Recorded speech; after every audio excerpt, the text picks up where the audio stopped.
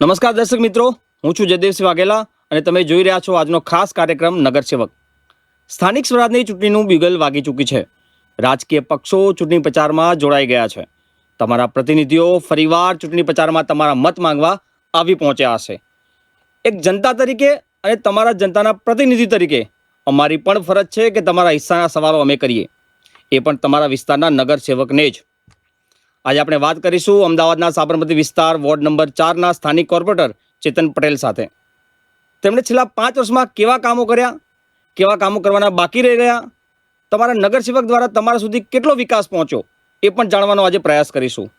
આજના અમારા ખાસ મહેમાન છે સાબરમતી વિસ્તાર વોર્ડ નંબર 4ના કોર્પોરેટર ચેતન પટેલ, જેઓ આ સાથે આપણે જાણીશું તેમના કાર્યકાળની સિદ્ધિઓ, પડકારો અને આગામી વિકાસ માટેના તેમના વિઝન વિશે. ચેતનભાઈ, વીઆર લાઈવમાં સ્વાગત છે આપનું. નમસ્કાર. ચેતનભાઈ, સાબરમતી વોર્ડના આપણે 4ના કોર્પોરેટર રહ્યા છો, 5 વર્ષ હવે પૂરા થવા આવ્યા છે. કેવો રહ્યો 5 વર્ષનો કાર્યકાળ આપનો? જયદેવસિંહ, હું છેલ્લા 10 વર્ષથી કોર્પોરેટર છું. 2015 થી ચૂંટાઈ આવું છું. લાસ્ટ 2.5 વર્ષ હું ડેપ્યુટી ચેરમેન હતો વોટર સપ્લાય એન્ડ ડ્રેનેજ કમિટીમાં. 5 વર્ષ દરમિયાન બેઝિક જે નીડ કહેવાય, મારું ફોકસ એ પાણી ડ્રેનેજ ઉપર હતું, શિક્ષણ ઉપર હતું. સાબરમતી વોર્ડમાં એક મોટા વિસ્તારમાં અમે લોકોએ નવી આકાશ દર્શન ટાંકી બનાવી છે અને એનું લોકાર્પણ પણ થઈ ગયું છે. એક મોટા જવાડ ચોકમાં રમ પાણી ટાંકી નવી બનાવી છે. વર્ષો જૂની રામનગરની પાણી જે હતી ટાંકી હતી એનું અપગ્રેડેશન કર્યું છે. 3 નવી ઇંગ્લિશ મીડિયમ સ્કૂલો ચાલુ કરી છે. ચીમનભાઈ બ્રિજનું એક્સપાન્શન, ટ્રાફિકના હળવા થાય એના માટે ચીમનભાઈ બ્રિજનું એક્સપાન્શનનું કામ ચાલુ છે. અહીંથી એરપોર્ટ સીધા જવાય એના માટે રબરકમ બેરેજ બ્રિજનું મોટું એક કામ અત્યારે હાલ પ્રગતિમાં છે. સ્મશાનનું કામ પૂરજોશમાં ચાલુ છે. અમારો રમતનું મેદાન અને વાંચનાલયનું કામ ફેઝમાં ચાલુ છે. ફિઝિયોથેરાપી સેન્ટરનું સ્કૂલ ચાલુ છે.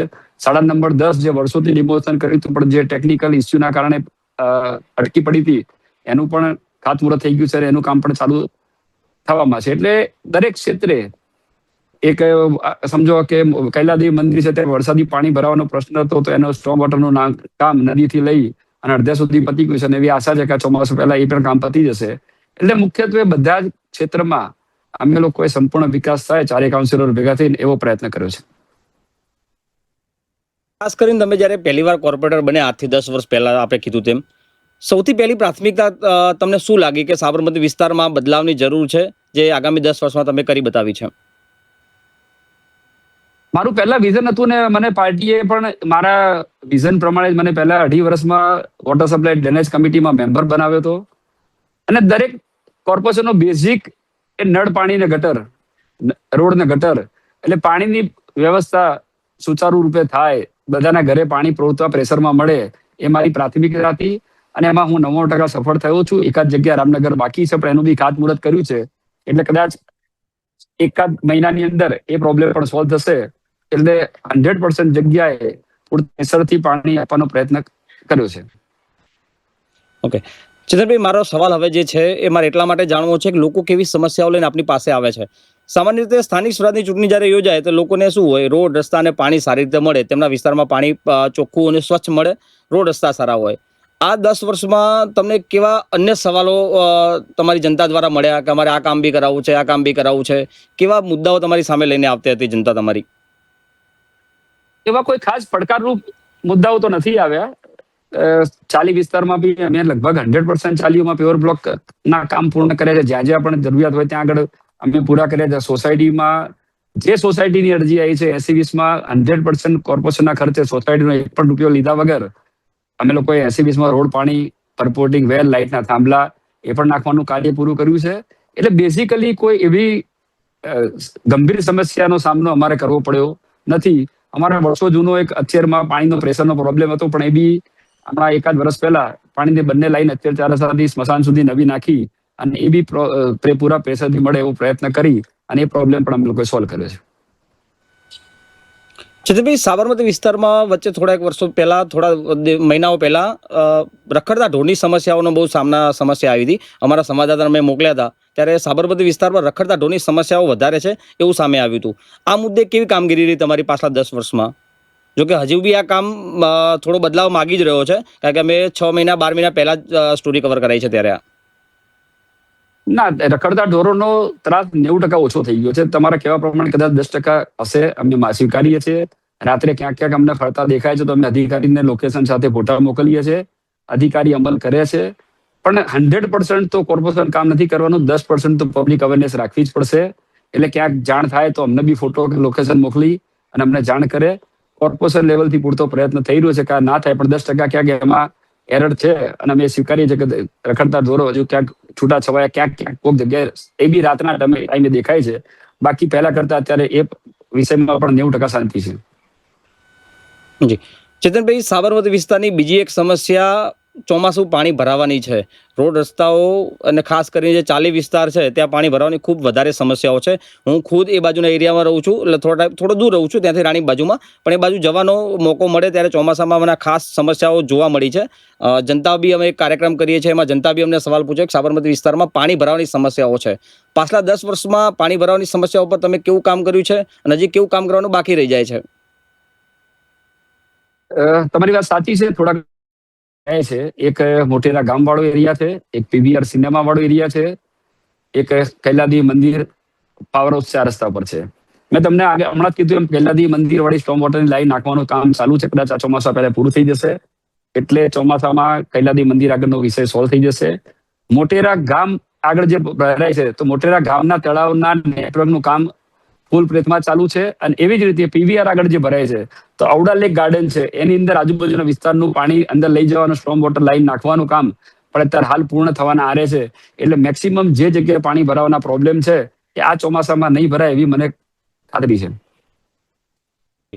ચેતનભાઈ, આમ તો તમારો 10 વર્ષનો કાર્યકાળ રહ્યો છે, ખૂબ લાંબો કાર્યકાળ છે.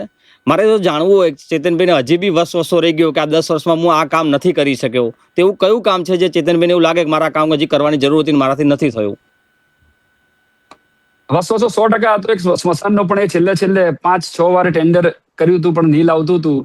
છેલ્લે હાટકેશ્વરનું બેનું છેલ્લે કમિશનર સાહેબના પ્રયત્નથી સિંગલ પણ આવ્યું, પણ ધારાસભ્યશ્રી, સંસદ સભ્યશ્રી અમારા અમિતભાઈ સાહેબ છે, એમના પ્રયાસોથી સિંગલ ટેન્ડર પણ મંજૂર કરી અને કામ અમે કોઈ ખાતમુહૂર્ત કર્યું છે અને અત્યારે ફૂલ પ્લેસમાં ચાલુ છે. એટલે એક સ્મશાન વાળો વસવસો હતો કે ભાઈ આ ના થાય તો 10 વર્ષની મહેનતમાં એક કામ રહી જશે, પણ એ કામ પણ અમે લોકોએ પૂરું કરવામાં સફળતા અમારા કેન્દ્રીય ગૃહમંત્રી અમિતભાઈ શાહ સાહેબ, ધારાસભ્ય હર્ષદભાઈ પટેલ સાહેબની મહેરબાનીથી, એમના પ્રયત્નોથી એક કામ પણ ચાલુ થઈ ગયું છે. એ પણ ટૂંક સમયમાં પૂરું થઈ જશે. ચેતનભાઈ, સ્થાનિક સ્વરાજની ચૂંટણીની તારીખો જાહેર થઈ ગઈ છે. 1-2 દિવસમાં ભાજપ પાર્ટી નામ બી જાહેર કરી નાખશે. આપને કેવી આશા છે કે આગામી ચૂંટણીમાં કેવી રીતે સ્થાન મળે, અને ખાસ કરીને ભાજપ કેવું કામ કરી રહ્યું છે સાબરમતી વિસ્તારની વાત કરીએ તો?